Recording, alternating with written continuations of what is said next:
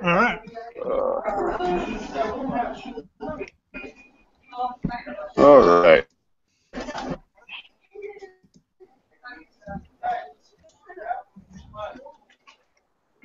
So how did you do last week? I used too much fill. That was pretty much the story of my week. What about yourself?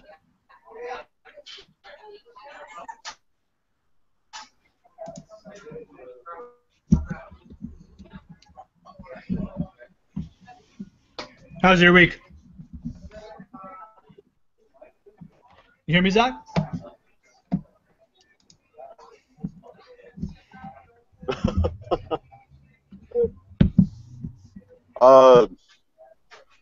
If Reevy made have a lot of money, but he didn't make the cut.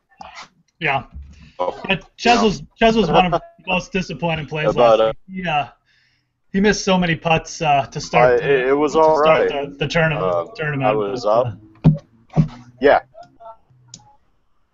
Can you not? Hold on. That's okay. Wait a second. All right.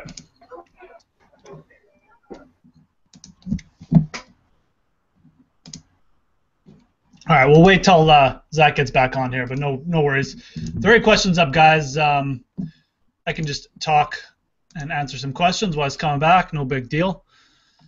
Let's see. Let's start at the top, actually. Where is the chat? All right. Yeah, some Ches tilt. No kidding. So let's start at the top of the field. I mean, I think this week it's kind of interesting because there's not just one elite player, right? Like there was at the RBC where you just had Jason Day. There's Justin Rose, Ricky Fowler, and Jason Day. And I mean, I think having three elite players in the field actually makes this kind of an interesting situation because I think all three of them have the potential to sort of blow away and be the best golfer of the week. Now, I think Jason Day has the most potential, but I'm getting pretty interested about Ricky Fowler with such a big discount off Jason Day, $1,400 a lot, and the bad course history is going to should draw people off him, right? So I don't know. Ricky's always popular. It's tough to say, but of those three right now, I think for tournaments, I'd probably lean Fowler. I'd probably feel more comfortable leaning Day or Rose in cash games, just as a sort of with the course history. Justin Rose has an amazing course history here, obviously. So that's kind of the way I'm leaning at the top with those three guys. But and feel free to shoot questions. We're waiting for Zach, but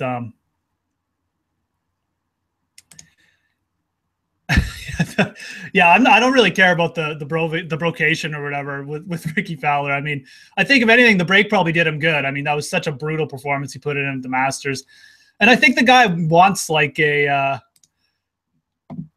wants to get a win on tour. I mean, obviously he kind of blew the Phoenix Open and stuff like that. So I don't know. Yeah, I think with the course history and with the sort of brocation, I mean, you could see his ownership levels down a bit. I think the most thing that's going to keep his ownership down this week is just the fact that Rose has such a good course history here, and then Day is in the field too. So I think that should keep him suppressed a little bit. He's still a popular player, but I think Rose might have a higher ownership than him this week, which is good for tournaments. So what do you think about Ricky Fowler, for instance? Yeah, I was literally just ranting about that. How I thought Fowler's ownership might actually be down a little bit this week because Rose. I think Rose is going to be popular because of the course history, and I think Day is obviously in the field. People are going to get on him too. So I think Ricky might. I think Day and Ricky might have similar ownerships. I think Ricky's still going to be popular because of the cheapness, the discount you get. But I think Rose might be the most popular of those three. What do you think, Zach? I don't know. I was kind of thinking that Ricky and Jason Day would get the majority of that ownership. So like I was honestly thinking, yeah, like Jason Day would be like 30% owned or higher or something like that.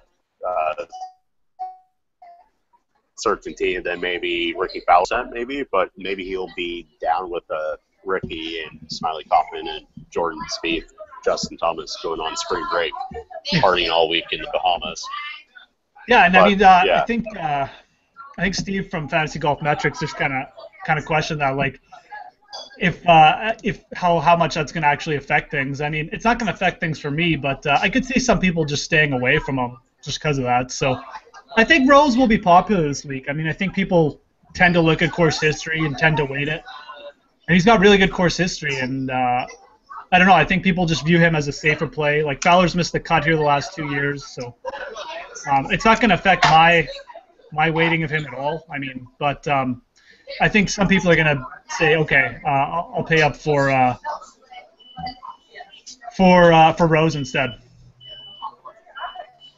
Yeah, definitely. I'm right there with you. I think Rose is in a perfect spot to be a great GPP play, and I think maybe by the end of the week, everybody's going to be touting Justin Rose just because of his course history, and then maybe he'll be the highest owned player. But as of right now, I don't think that's the case, just because Jason Day being world number one and how well he's been playing the last 6 months, and then with Ricky Fowler, he's just the guy that everybody just loves to play. So I think Justin Rose is in a soft spot to be low. Interesting. Yeah, that's it'll be interesting to see how this breaks down, because like I said, the first thing I said kind of when he cut out there was this is unique because we have 3 really elite players. Like, we don't just have like Jason Day like we did at the RBC. We have 3 kind of elite players, and they're all spread out a little bit. So, and they're all coming in with like different histories here, right? So yeah, we'll have to see who's touting what and who this week, because I mean, I think Rose is definitely a good play this week, but you know, Jason Day and obviously capable of blowing the field away. Now, I do think that the greens in regulation is kind of a big thing here, and Day's stats have been down a little bit in that area. I don't know how much that's really going to affect him or not, but I'll probably go with like Ricky for GPPs, and like I said, if I'm making a cash lineup, I'd go Rose or Day, but that's just me on the top guys. I really am. So we got a question from Eric. So when you're constructing GPP lineups this week, are you looking to roster 2 of the big 3 or just one? Just one, I think. There's not a lot of guys under 6K that you can really roster and be like, oh, I am just 100% comfortable with them. I think it's another week where you want to be a little bit more balanced in your approach, and in that way you're also differentiating yourself from other players in big GPPs or small GPPs alike. Just for that main reason, I think to take like Justin Rose and Ricky Fowler, and then try to scrimmage up some guys in the 5K range and the 6K range. Yeah, for sure. I mean, for me, I'm either going 1, I think, or none. Like, I don't mind rolling with some of the lineups with just like a couple guys underneath them and going a bit more balanced, like you said, because I like a lot of the guys in like the 7K and 8K range. So it's interesting though, because one of those elite players is probably going to have a really good week and put up a really big score. So you're going to want a piece of them too. But yeah, interesting. So I mean, you can make them. I mean, there's no doubt. And I wouldn't be shocked if we saw like a Stars and Scrubs type of lineup do okay this week. I just think the balanced lineups in general probably have a little safer. I mean, they're just going to be generally safer this week because, like Zach said, those sub 6K guys or sub 6 and sub 65K guys are going to be tough to hit. But I mean, they can definitely pop up in a tournament like this too, right? Like, it's a weak field, so. Yeah, for sure. I mean, like 7 out of the last 12 winners or something like that have been like first timers. Have had their first win, so it's kind of in that narrative. So yeah, maybe a guy under 7K is going to do well this week. I just think it's a little bit more optimal just to go, or you have a higher chance of the perfect lineup if you go more balanced this week than going in, scrummaging in this like 6K and 5K range. That's a perfect way to put it. Yeah, I think it's more optimal for sure. But I think it was even this tournament last year where we saw like a Stars and Scrubs lineup win a couple big GPPs. So it was someone who just stacked Jason Day and a couple other big names. But anyways, moving on. Who do you like underneath these guys? Like, is there anyone in the sort of 95 to 10,500 range that you're really on? I got one guy that I'm probably gonna be heavy on, but other than that, I might not have too much exposure to that range. I really don't know. I like Billy Horschel quite a bit here. I hate the guy, but I like him here. He's been playing pretty decent golf, and yeah, he doesn't really show up statistically, but he has played well here before. And Berger, yeah, he's another guy I've been targeting on. I'm like Billy Horschel, I'm going to be targeting in my like cash game, and then Daniel Berger, I'm probably going to go a little heavier in GPPs than anything else. Yeah, that sounds about right to me. Berger's the guy I'm going to be using in tournaments this week.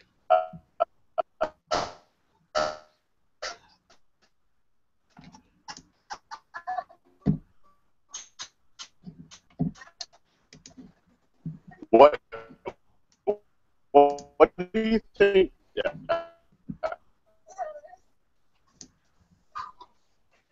Sorry, Zach, you cut out there for a bit.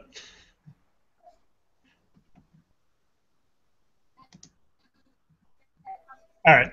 So yeah, no, for me, Berger's the guy I'm going to be targeting in that range, like the 10,000 to 9,000 range. I like the fact he's leading the field in greens and regulation at the Masters. I just feel like his tee to green game's really come along, and he was actually putting well at Houston too. So I'm hoping that his price increase really draws people off, but I may not be right on that. I think Horschel's going to be really popular in that range, but I think Berger has more upside in this field. There he is. Yeah, I definitely think Berger has the highest upside in that range. I think it's either go big or go home with him. So it's definitely something where you have to really look out for Daniel Berger, because he either just like gets top 10 or he just misses the cut. So yeah. I just like the way he's trending. I just like the way his tee to green game and putting have both been kind of progressing, right? So I think this is the type of course too. I mean, he's played well at the Shell Houston Open, which is a softer par 72, which I really like. So I played well at the Deutsche Bank last year, another softer par 72. So I think the tracks suit him for sure. I'm hoping more people draw up to like Charlie Hoffman and Billy Horschel. I know we had a question about playing the winner from last week. You know, it can kind of go either way. I usually look at them as sort of a safer pick because they're running off a bit of adrenaline and they're kind of swinging free. But I don't mind Charlie Hoffman this week. I mean, he's definitely the type of guy who should have a big weight off his shoulders this week. Yeah, I love like Charlie Hoffman as a person and a player, but I don't like him here. I haven't played him at all the last few weeks, and it's just been kicking my ass for the most part. But Yeah. but I'm just not going to get on the train until he shows something to me, like statistically, that he's actually good. And Yeah. like that's the only thing for me. So, but yeah, he's just another guy who's really high risk and high reward type of guy. He either gets like top 15 or he misses the cut as well. So Yeah. I just see him like I said before last week. I just see him shooting like 12 over for like 2 days coming soon, and it might be this week. So Well, this is like his seventh week in a row too. It's like his 7th week in a row playing. So it's probably coming soon. Either that or he'll win again. But that would suck. But I'm kind of with you on him too. I feel the same way. Do you think Smiley Coffin's going to be really popular this week, just because he's 9,500? People might look at him as kind of the same player as Daniel Berger, good young player, but you're getting a decrease. I mean, I think Smiley Coffin's played insane this year. He's obviously like a really good young player. I don't really have a reason to fade him here personally. I mean, I think his length is, you know, I think he could get in trouble on a Pete Dye course with some of the traps and some of the approach shots, but I don't know. I'm probably just going to fade him off of because I'm going to go with Berger instead. But what are your thoughts on him? I think you're right on the money with Smiley. He's just been playing really phenomenal this year, and this is probably a little bit more of a home course for him since he went to LSU and so on and so forth. But yeah, I think he's a great play. I really do. I think everybody's going to flock to him this week, and I think it's probably a good fade in GPPs, and then probably a great play to put in cash games if you're going that route. Like if I'm going to fade him, but it's purely off of ownership because I just think he'll be popular. Yeah, he's probably going to be the highest owned golfer in the 9K range, and maybe overall. There's just so much hype around Smiley. I mean, it's insane. But Steven was saying Hoffman is a journeyman, different than other winners. I feel like everyone has forgotten he's now a fourth-time winner. Yeah, for sure. I think everybody was acting like this was his first win ever. I know. That was kind of weird, wasn't it? Because, I mean, people were like, oh, when's he going to get over the hump? It's like, well, he won the OHL Classic like a year ago, basically. And, I mean, he's won a couple other events. It wasn't even that long ago. But anyways, it was kind of weird. I agree. But it's funny. It really is. But it was a good win for him anyway. So. Yeah, it was good. It was kind of funny how happy Billy Horschel was that Patrick Reed did win. Did you see the picture I tweeted? No. Billy was grabbing Charlie's boob. It was weird. I think he was just happy Patrick Reed didn't win. That was my. Yeah, I think 80% of the golfers would feel the same way. Yeah. I really do. All right. So we talked about Smiley because I think he's going to be a key guy this week. I think Chris Kirk makes for an interesting swerve off of him for sure. Someone just brought up Charles Howell III. I think Charles Howell III is another cash game guy you can target if you're looking to make a more balanced lineup. I'd start with Charles Howell III. I think just hitting a lot of greens in regulation, tee to green, is important this week. Just giving yourself a lot of birdie chances.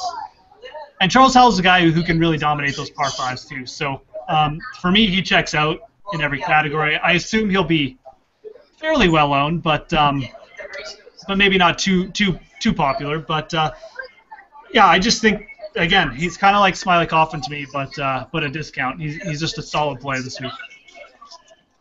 Yeah, I'm right there with you. I love Chucky 3-6, and you're right, Stephen. He has been having a phenomenal year for just minus a win. It has to come soon for Chucky 3-6, right? He's just been playing so well. He has to get a win sometime. I mean, seriously. But it could be this week. I could see it. I mean, he really plays well, like the Shell Houston Open, and a few other Pete Dye tracks and stuff like that. So, this is the type of track he would win at. I really do think that is true. So, you never know. I mean, he's got to get it done sometime, man. He's just too good. But it's really sad. It seriously is sad for Chucky. What do you think about Mark Leishman? I think he's in a great spot to be very low owned, and I think he could be a great GDP play. I love Mark Leishman. I love playing him. He doesn't always perform up to my expectations, but he usually is pretty consistent, and he's always low owned. And I mean, this week's gonna be no different. People are gonna use Smiley and Charles Howell III, and Leishman will probably be 5% owned, like he always is. I mean, he popped up at the Northern Trust Open, the same kind of thing. He killed for me that week, but he's the type of guy who can go off in a tournament like this and he could win. I mean, he's that good. It's just a matter of catching him on the right weeks.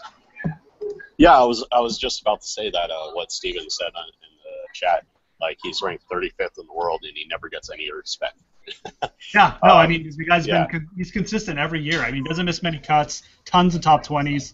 He doesn't have that many wins on his career, but I mean, he gets it done in the majors. That's the too. So I feel like he's a guy who could win 3 or 4 times in the next 2 or 3 years, and I wouldn't be shocked. Like, it's just for sure. He's another guy who's just he hasn't won as much as he should have yet. So super talented, but I think he's a great GPP play.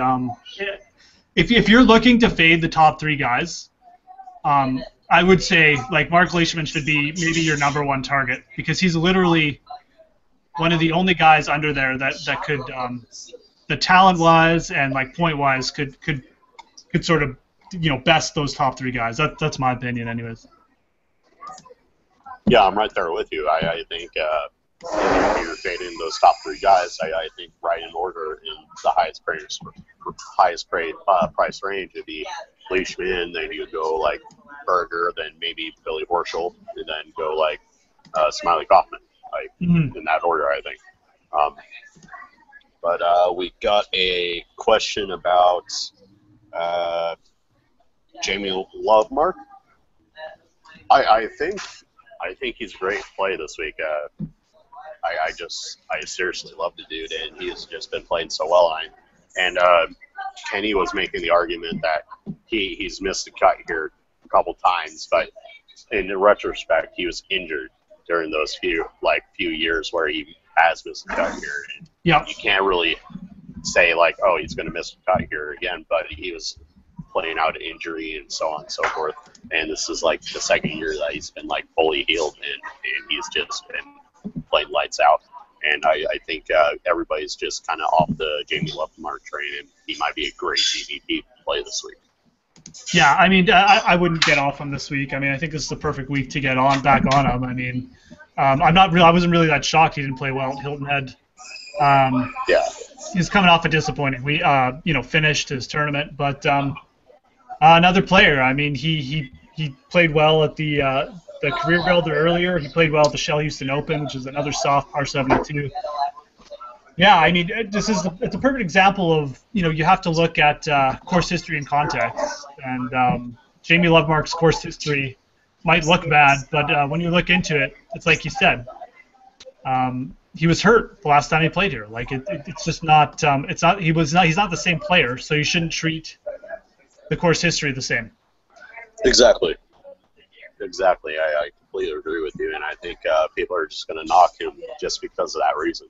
And I think that's just disrespecting him, in all honesty. Luke List. I'm still on the Luke List train, as I have been for the past 4 months now. So I am going to be on him again this week, and I genuinely love the guy so much.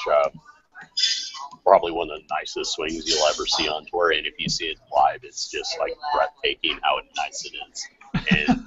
And this guy dominates par 5s like none other, and he's actually been really great from like 175 to 200 plus. I think this sets up for a great spot for him to be the guy who can get his first major win and doesn't have to worry about going back to.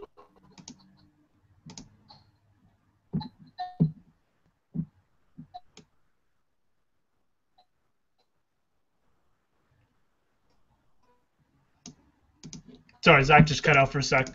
But yeah, no, I mean, I'm obviously on him with Luke List. What.com. All fires just get on. Yeah, I missed the last part, but yeah, like what I was saying was, he really just takes advantage of par 5s, and just like from 175 to 200 out, he's probably one of the better players on tour who can attack. And it's kind of interesting too, right? Because he's like a bomber, but you don't see bombers hit from those ranges that well consistently, and he's one of those guys who has done it time and again. And and maybe this is the week where he can actually get his win, and he doesn't have to worry about doing the Web.com qualifier to get out of the Web.com tour this year. So I think this really sets up for him, and in every way, I think. And if he can just get his putter going, he's going to dominate this place and tear it up like none other. Yeah, this is a great spot for him. I mean, that's kind of who, when you look back at past winners of this event, you see a lot of players like that. Bubba Watson back in 2011, he was a big hitter, pretty swing. He just got the putter going for a week. Jason Duffner back in 2012, another pure ball striker. He just got the putter going. Even Sung Yil No 2 years ago, same type of story. I mean, it's these ball strikers like Luke List. They just have a good putting week, and that's it. And they shoot -20 on this course because it's so easy for them. Yeah, it's whoever gets the flat stick rolling this week. But he's the type of guy I'm targeting for sure, like a pure ball striker. Yeah, obviously probably will be pretty popular this week, although there is a lot of players in that range. The other guy who's hitting it really well is Kyle Reifers. I really like him in that range too. I want to say he led the field in something important last week, but I can't remember what. Maybe it was like greens and regulation. I can't remember. He's playing really well, though. He's hitting it really well. Another guy who, just don't be shocked if his putter gets going this week. Like, he might go out and shoot 64. And I believe he's another guy. He doesn't have a great course history here, but he's shot like really low on this course. So don't be scared off because of like poor last play. He's playing probably maybe the best golf. Like he's playing in maybe his career on the PGA Tour, or at least over the last couple of years. So, yeah, another guy I'm definitely taking note of this week. He's playing really well. Good tee to green guy. So.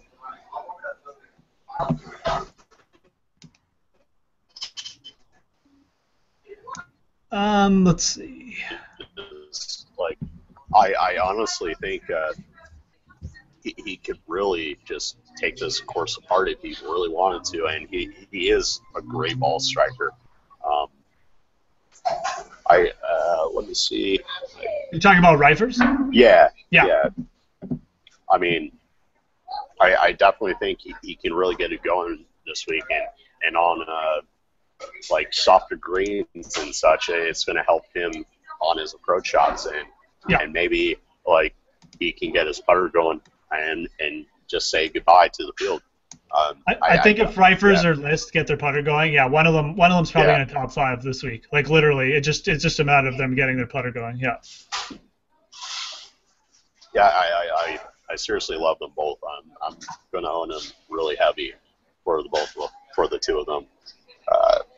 I don't know if that's the smartest thing to do, but I think it's something that you might want to consider doing, because these guys do have some upside, and with Kyle Reifers just been playing lights out, I still don't think he's getting the respect that he deserves as this coming season. So take advantage of it while you can. I certainly have. Yeah, no, for sure. I 100% agree. Okay. Let's see. You got any questions? Or? Yeah, one and done, Rose, Date, or Kazire. Rose. 100% Rose. Yeah, I would say Rose too. That's a interesting threesome with Kazire in there. But yeah, I don't mind patting Kazire. I just maybe not for this course, maybe not for this event. But the dude's playing pretty well, so he'll probably be popular this week too. He's coming off the 14th. I'm probably not going to use him, but that's just I'm just probably going to be targeting some guys in the 7th. That was so random, I think. Yeah.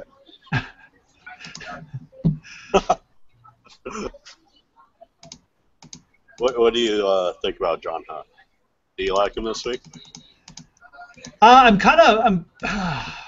He was in such good form early in the year, so it kind of bothers me that he's not. He didn't play well last week, and he didn't really play well at the Houston Open either. Like, those are courses that he's had okay results at. So As a GPP play, I could see it, but I'll probably just stay off him. I feel like his putter might have gone a bit cold too. He's putting really well earlier in the season, so.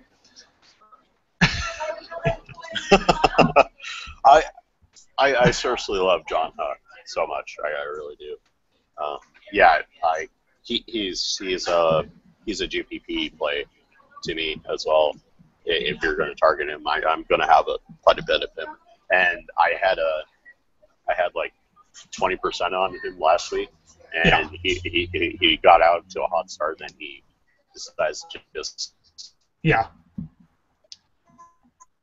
he bombed the weekend or the Saturday.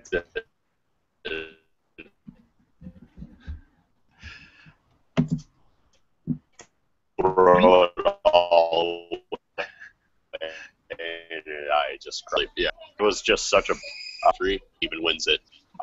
He's just a guy who's phenomenal from the approaches from 175 to 200 plus.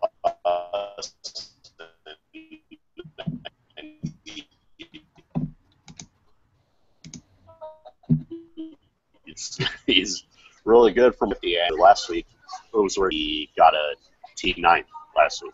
So, yeah, I'm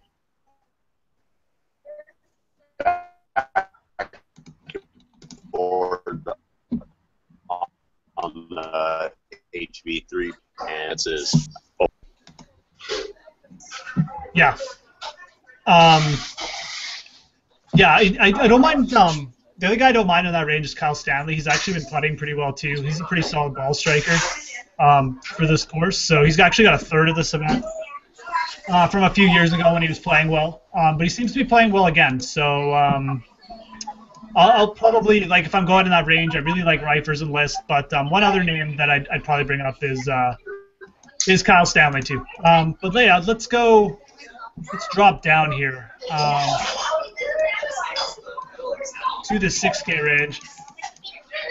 Zach, is there anyone that sticks out to you in the 6K range, right away? 6K range. Sorry. Trying to. Can you hear me better, by the way? Yeah, I can now, actually. Okay. Good. All right. So, going on to it, I think Nick Taylor again. He popped out really. He popped out my model last week really well, and he's doing it again.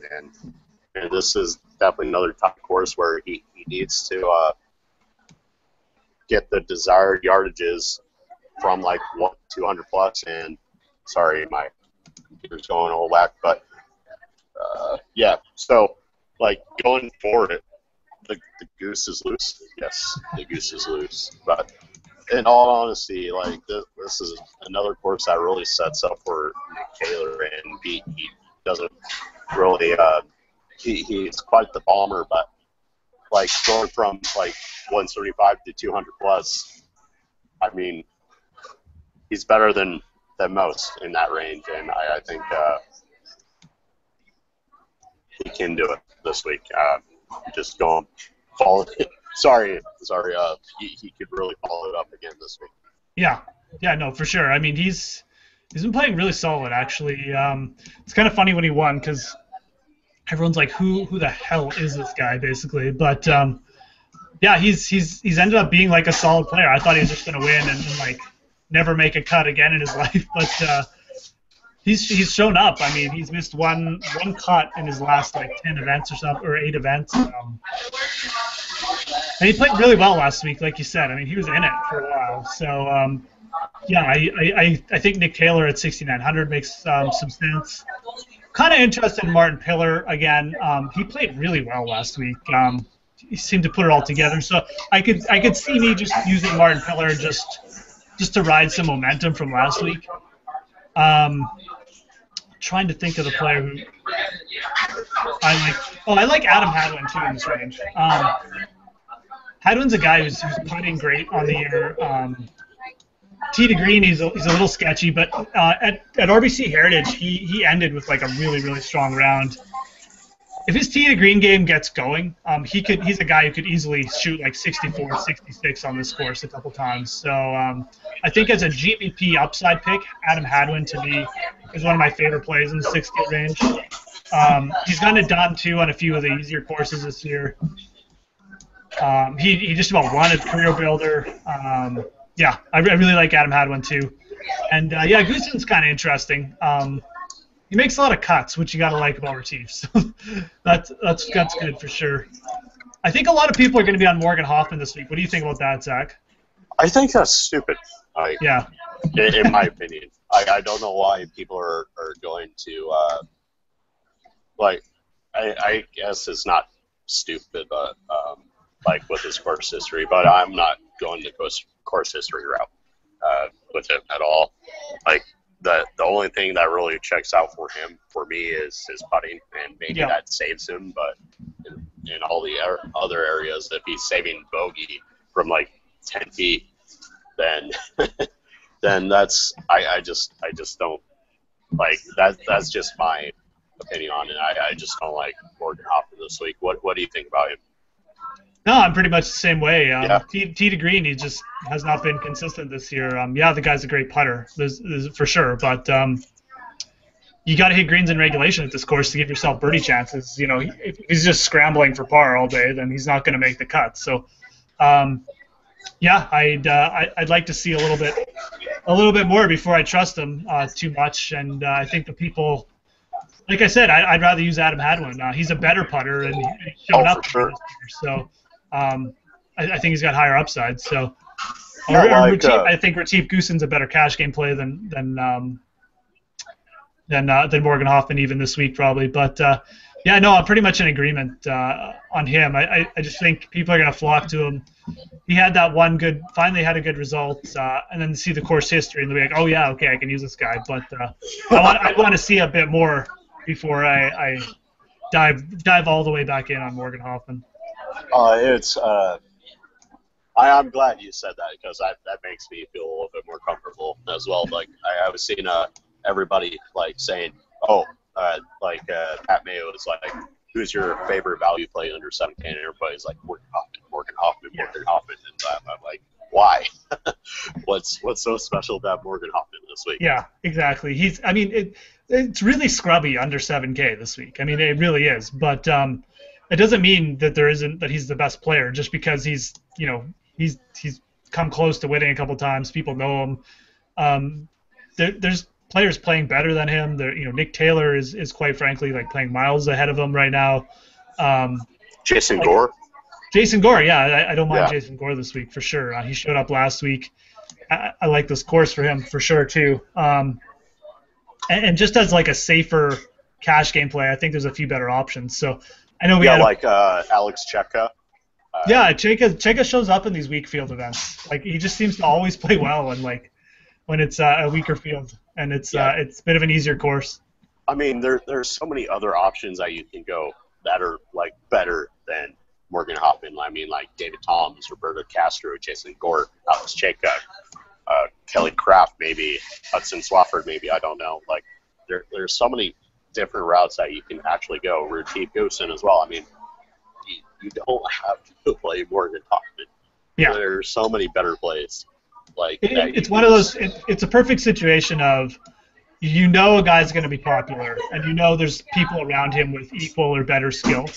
It's just such an easy swerve because, I just don't see him as being any more reliable than basically all the players you just mentioned, and probably a few more. So. Yeah, I agree 100%. It's crazy to me. It's kind of like, were you on Loop at all last week?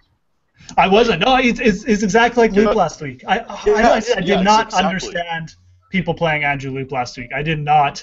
That was like thank you. The most boneheaded thing I think people. And I mean, these are guys I respect and stuff, but like I'm like, okay, have you not seen he's 200th in driving accuracy and like. The people at that course have tended to be, fairly straight drivers, and it's not just guys who hit it everywhere. I love that you and I were really high on guys who can actually get off the tee instead of bombers, and that's what happened last week. Guys who hit off the tee well did really well last week instead of bombers. It was kind of funny. Yeah, I loved it. Yeah. And I mean, look, I made mistakes last week too. I mean, fuck, like, I took Phil. I mean, that was probably just as stupid, but like, maybe not. But yeah, I just didn't understand Andrew Luke last week, man. Like, the guy does not hit it straight off the tee.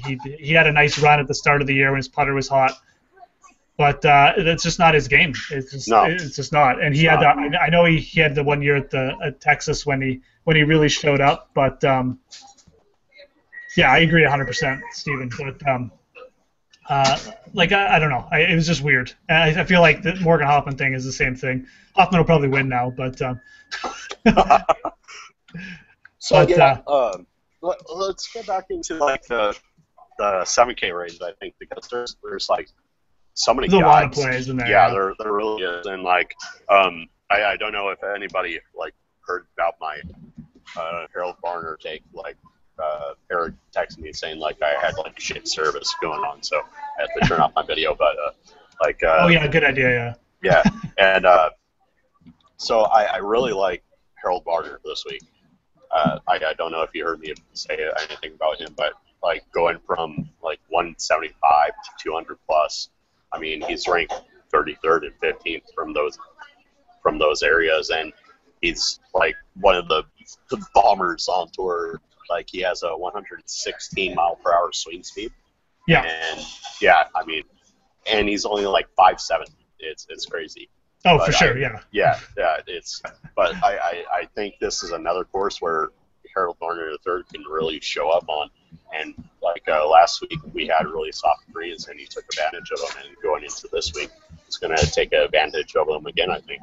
And, yeah, I mean, yeah. This reminds me. This reminds me exactly of Tony Finau from last year, because Finau came in. He had a couple nice starts. Everyone sort of was like, "Oh yeah, this guy's awesome." Then he missed like 5 or 6 cuts in a row, and he's like, "Okay, I gotta get my game together." And it took him a while. Like he didn't just dominate off the start. Yeah. But once he got it together, he had a sweet end of the season. And Varner, it just seems to be going through the same thing. I mean, he's a super talented guy. He's tons of length off the tee, and he just hit a wall. It was obviously maybe too much pressure on himself. Maybe I don't know, but. Obviously, he missed like 5 or 6 cuts in a row. But when a guy pops up like that, to me, with the top 10 after going through such a bad spell, to me that means he's figured something out. Yeah, exactly. And I think he obviously did last week. And I know I even heard him talking about it when I was following along. So the guy's obviously got the right attitude. I mean, he's a guy I'd love to see win one day. And yeah, I don't think people are going to be on him yet. I mean, I think people are still skeptical because he burned people for so many weeks. But for DFS, yeah, man. I mean, this is a guy who, when he gets it together, he's going to be top 20ing a lot. So, yeah. Yeah, I mean, like, if you look at his results, he's either like top 10, like top 15, or he misses a cut, and he has just such immense upside. I don't know if you follow like the Australian tour at all, but he went down there during the fall swing, and he actually had a chance to like win his first, like he had a chance to win the tournament, but he lost in a playoff, and then he just like had so much like upside, I really think, and I think he is going to have his first like tournament win this year, or he's going to get it sometime next season. This guy has so much talent, and I was actually getting like shit from a guy on Twitter. He's like, "Oh, Varner's never going to get his win." I'm like, "Shut your mouth!"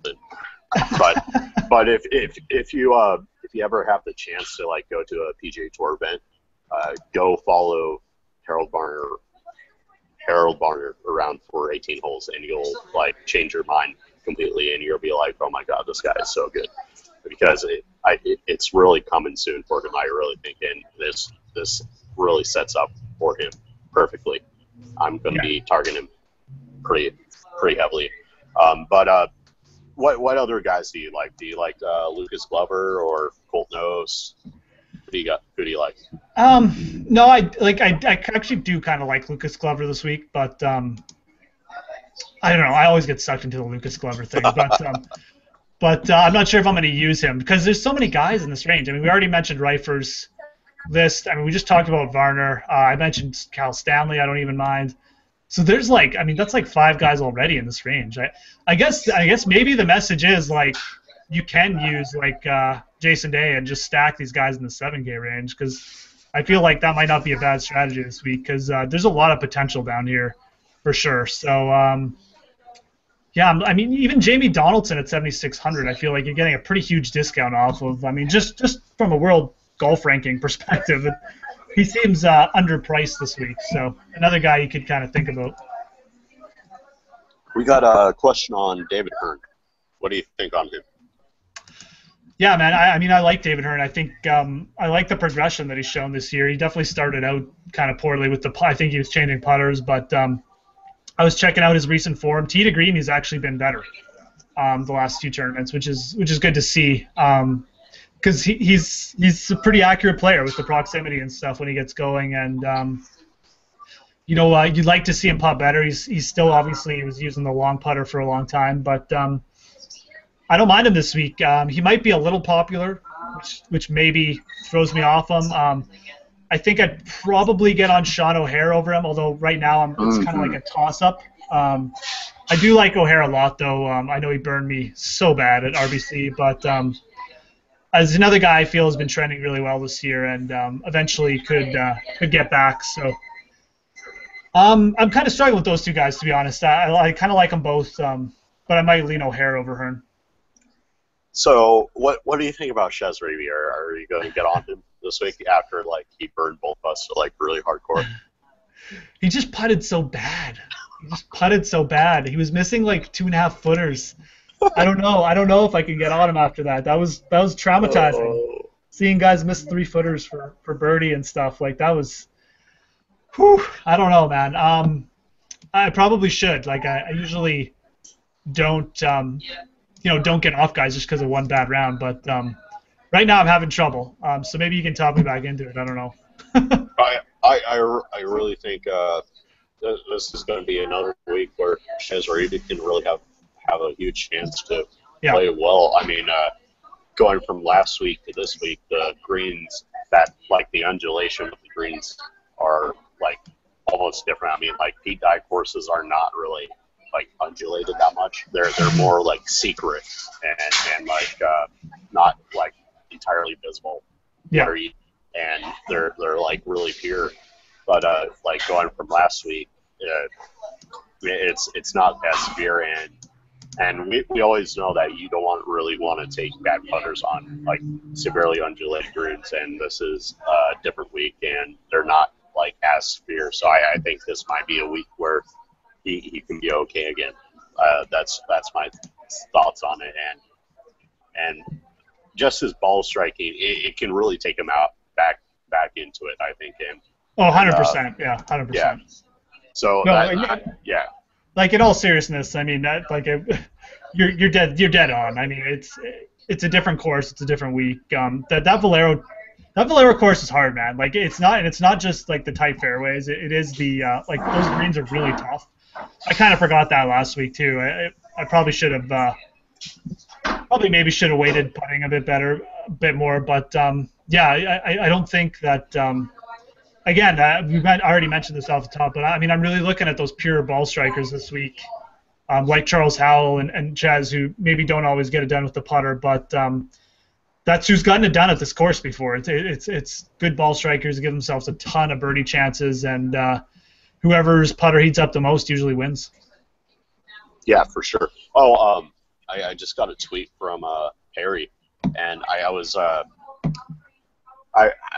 was paying attention. I always geek out over what clubs the PGA Tour pros are using, so I always go on like Golf WRX during like Mondays, Tuesdays, Wednesdays when they're doing the practice rounds and everything like that. And Scott Langley switched irons last week, and he's playing PXGs. And going back into it, like the past few years, when he was playing the Valero, he's never shot like under par, but after he made the switch, he went 69, like 66 on Thursday, Friday. So that might be something to like look into it a little bit. And it's also his birthday week as well, so birthday swag going on with it. So like, have you heard of when Robert Garrick just like found out like his like irons were just absolute trash and they were like X out like irons? I did. Like, all the weighting was like completely different. Yeah, and he changed the weighting, and then he kind of went off for a bit after that. He sucks again, but yeah, he had like a really good run. I used them you know what? I actually read that article on it, and then I used them for like 3 or 4 weeks, and he paid off for me. So it was exactly the same thing. Sometimes equipment changes are good. Like you don't just need everyone assumes guys need to adjust to it, but it's it can be a positive thing too, right? So yeah, it seriously can. So maybe, just maybe, that's the reason why he's just been playing so bad. He's been playing like crappy TaylorMade irons, and he just needed a change. And so he's with PXG irons now. So I like Scott Langley. I mean, the dude, people forget, like he almost won a couple times. He's playing he almost the Sunday won the final group. Yeah, I mean he almost won the Memorial. He's playing in the Sunday final group there one year. Like he's a good player. I mean, the guy's talented for sure. So get on him before he starts top 10ing a lot. It's just another player in that range too. It's kind of scary, but I feel like I like everyone in that range. Oh, Langley's only 6,600 this week. Never mind. Sorry, I thought he was 76. Yeah. So he's cheap. So he's like an insane value. So I'd get on him for sure. I like that call. I might even like him more than Hadwin after hearing that. But they're close because he's another guy that I liked in that range. It's kind of a narrative thing, but if it's just like such positive change right off the bat, weird. It might just. It isn't a narrative thing because it's a real life change, right? Like it's not just he said he likes like the course or something. He's actually changed his equipment and he played better last week because of it. So I don't know if you call that narrative or what, but it's still interesting information. Garrett gets his spell right. He just played high for 3 weeks. That's why he did well for me. Yeah. It's sad though because Robert Garrigus is like one of the best players in the world for like a couple of years, and he just fell off right off the edge of the earth. It was interesting. He had one of the worst meltdowns ever on the PGA Tour. Yeah. On the I think it was what event was it? It was FedEx St. Jude, maybe? I can't remember. Anyways, 18th hole, just drove his ball in the water. Oh, it was horrible. I feel bad for the guy. I really do. I don't feel that bad. He's probably doing okay. I'm sure he's banked some money. He's good. So we just got a question on Lucas Glover. So let's kind of go over him, just like kind of. Yeah, like, for sure. He's basically the best ball striker ever. Yeah, really. I mean, seriously, like it's not even a.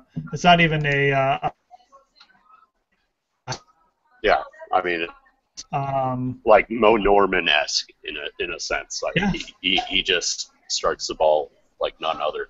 Yeah. But he's probably like one of the worst putters ever.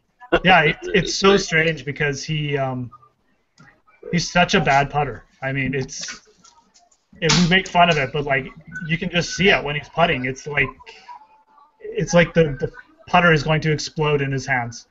I mean, that is how bad. It really is. Like I'm convinced, like if I just putted for him every week, he'd probably win more tournaments. But and I'm even like swung a putter for like 3 months. But yeah, ball striking wise, I mean, I think on this course, and I want to say he's got a pretty good course history here. For some reason, I closed my course history sheet, but I'll get it back open. Let me check really quick. Like, hold on. Last 4 years, a 60-second, 60-second, 66. So okay, but let's look at that in context because he's actually since 2005 he's only missed one cut at this event, and he's got a 4th, an 8th, and a 3rd. And the last couple of years, like in 2014, he was playing horrible.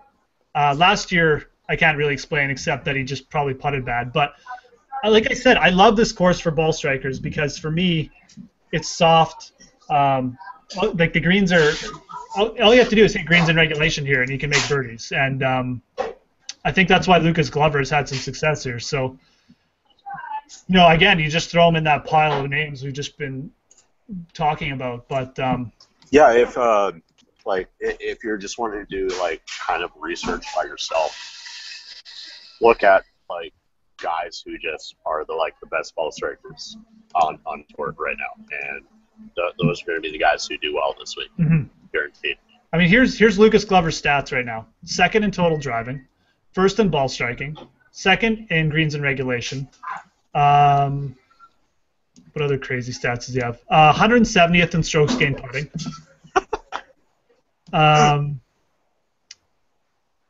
Let's see. What are his proximity stats? They're probably really good too.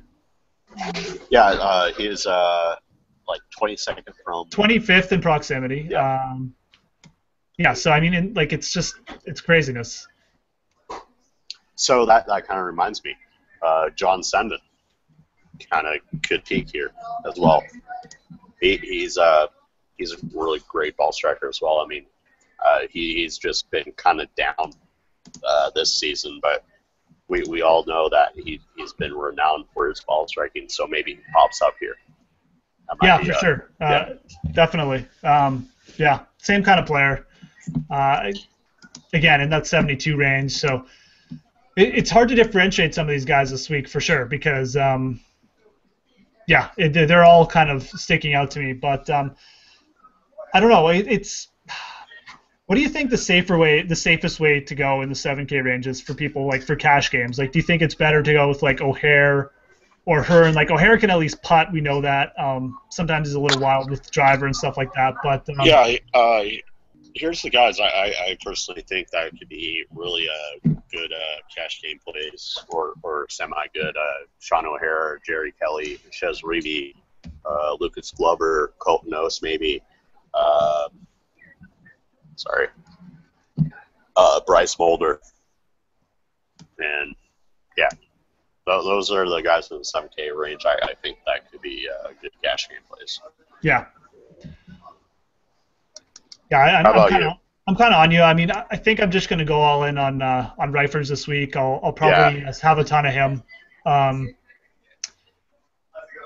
Oh man, Lucas Glover's so tempting just because I probably won't use him too much though. I'll just aim for like guys who've been trending a bit better overall. But I think Glover's actually maybe even like a pretty decent cash game player this week. Unless he just putts so horribly that he just can't make a birdie. But I think his tee to green game is so good that he will. So I do like Reifers. I'll probably use a little bit of List. I look at List as a pretty safe cash game play. I think O'Hare's a guy who could definitely get it done on this course too. So like I said, I'll probably use him over Hearn, but I don't mind either. Yeah, Are there any scrubs? Are there any like real scrubs that you like this week? Like I'm talking like under 6,200 or guys we should bring up. Tom Hoge. Tom Hoge, okay. Yep. Oh yeah, Tom Hoge. Yeah, right. Yeah. Hoge. He played really well last week, didn't he? He came up on my spreadsheet really high, and I was like, nah, Tom Hoge, nah. And then I faded him. Then he did really well, so that was shame on me.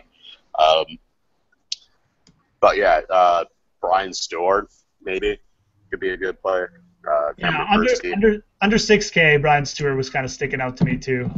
He kind of pops up. JJ Henry's maybe. I don't mind him. Again, a guy who hits it okay. How about Mr. Cheater Dai Vanderwalt? I hate that fucking guy. I played him once. I played him 1 week. I think it was Puerto Rico. Yeah. I played him. He actually made the cut, so maybe I don't hate him. Did he? He cheated during a tournament in Russia, right? Yeah, he signed for the incorrect score or something, and he didn't fix it. Yeah. Nice. That's the story. I don't think there's a bunch of people have supposedly verified it, but that's the story on Dougie Vanderbilt. The guy's a known cheat. So. Yeah, he might get DQ'd. So. And actually, we had a good call with Tim Wilkinson, or it was mainly you. Tim Wilkinson last week. So I think he could do well here again. Yeah. Yeah. Only 6K. I think he makes sense. a guy who just, when he's got his game going, his approach is going, he makes a lot of cuts. He gives himself a lot of chances at the hole, and at 6K, that's what you need. So if you're going to use Tim Wilkinson, you're not expecting him to like top 10, but to make a cut, maybe top 30. Oh, yeah. For sure. I think he definitely has the potential to do so, and he got a 29 last week, and then like a 29, so like at Puerto Rico or whatever, 9th place or something like that. Yeah. So yeah, I mean, he definitely has upside to actually do well. So yeah, I don't mind him. Scott Pickney is kind of interesting too. Another really solid, like he's really Scott Pickney is always really solid off the tee. Pretty good ball striker. So again, it's just a matter of he's really struggled with his putting this year from what I've seen. So it's just a matter of though a little bit easier greens to work with. So if he gets it going, another guy could top 20 here for sure. So that's another guy that's kind of sticking out to me in that range that I like. Oh. I do kind of like Chayka though for sure in that range too. Speaking of the devil, Robert Garrick is in the field. I just noticed that. I'm looking at his approach stats, and he's second from 125 to 150, first from 150 to 175, and then first from 175 to 200. So don't tell me, because I like some Robert Garrigus. Yeah. Let's go all in on Robert Garrigus this week. You can kind of tell when Robert Garrigus is playing well. He'll get it going, and you'll see him pop up. He'll first round lead one week or something, and then he'll shoot 80 on Saturday or something. But you'll know when Robert Garrigus is in play. I don't know if it's ready yet, but it could be soon. I hope he comes back. I really do. It's just been very unfortunate to see him just drop off so terribly. But I think I've got all the guys I wanted to cover. How about you? Is there anybody? Yeah, no. I think we went through pretty much all the players on to mention. What's your predictions for this week? Who do you think's gonna win? I think Justin Rose, and then my heart's saying Harold Varner this week. Nice. Yeah. I think it's gonna be. I think it's gonna be a guy not from out of left field, but I think it's gonna be like a first timer again. Like I think it's gonna be like a Daniel Berger or maybe Harold even like Varner a guy. Third. Yeah, maybe even someone like Charles Howell III, someone like Charlie Hoffman who just hasn't gotten over the hump in a while, a long while in Charles Howell III. But I think someone like that. I think this tournament's kind of strange for the top players because they're all sort of thinking about the players coming up and stuff like that. So it doesn't necessarily mean you have to fade them, but I think someone like Berger or maybe even like a Leishman, someone like that's going to take it. DA points. DA points. Yeah, I like DA points. Let's compare Mark Leishman and DA points. They're about the same. Yeah, same player. But if you guys don't have any other questions, I think that's it. Yeah. That's it. That's our extra chat. All right. See you guys. All right, dude. Have a good week. Thanks for showing up. Guys. And hit us up on Twitter if you have any more questions. See ya. Yeah, and also check out the other chats that happen tomorrow from 7:30 Eastern all the way to 9:30 Eastern as well. So just check that out. And have a good one, guys.